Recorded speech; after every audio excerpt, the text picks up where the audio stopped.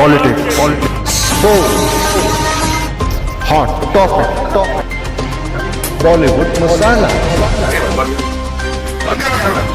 व्यवधान डाल करके दंगा कराएगा तो बॉडी उसको समझा देगी. देश है देश.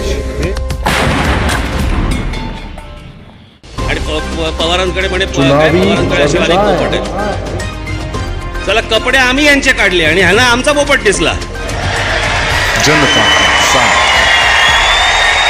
एक आवाज. Only on 24/7 News and Entertainment.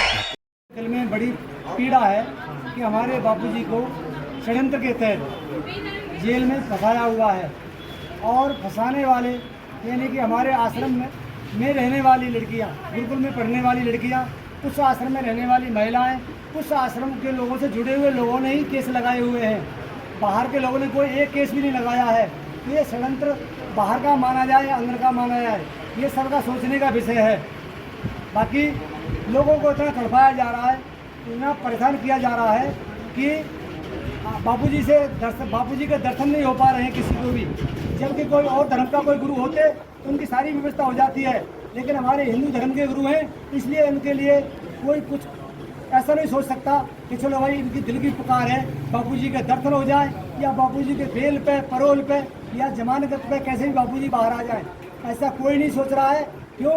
मुझे तो लगता है, आप किसी और को लगता हो ना लगता हो, मुझे तो लगता है जब केस लगाने वाली हमारे आश्रम मैनेजमेंट के तहत यानी कि जो आश्रम में रहने वाली पढ़ने वाली बालिका ने लगाया है, वो भी बालिक है, बहनों ने लगाया है, वो अहमदाबाद आश्रम में रहती हैं, भाइयों ने लगाया वो आश्रम मैनेजमेंट से जुड़े हुए लोग हैं.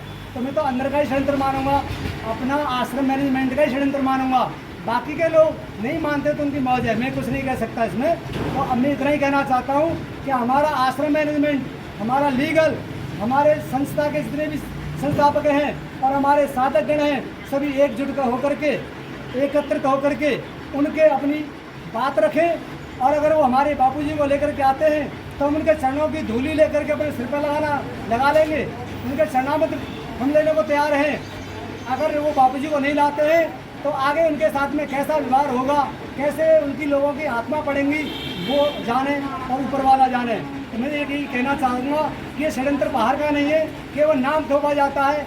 कभी कहते हैं कि सोनिया गांधी का षड्यंत्र है, कांग्रेस का षड्यंत्र है, कभी कहते हैं कि बीजेपी वाला यानी मोदी का षड्यंत्र है, कभी कहते हैं कि मिसलियों का षड्यंत्र है. लेकिन मेरे भीतर तो बात नहीं करती है. अगर उनका षड्यंत्र होता तो अपनी कहीं से वो लड़कियां अरेंजमेंट करते, केस लगाते तो मानते हम कि वाकई भी बाहर का षड्यंत्र है. ये तो केस लगाने वाली लड़कियां अपने गुरुकुल में पढ़ती हैं और उसका पिता किसी समिति का पदाधिकारी है, और जो बहनें हैं इन्होंने जो केस लगाया अहमदाबाद केस, वो भी आश्रम में रहने वाली माता बहनें हैं, और जो भाइयों ने केस लगाया वो भी अपने आश्रम में जुड़े हुए हैं. तो सबको क्लियर होना चाहिए कि ये षड्यंत्र अपना ही है. Available on Google Play and App Store. Download it now.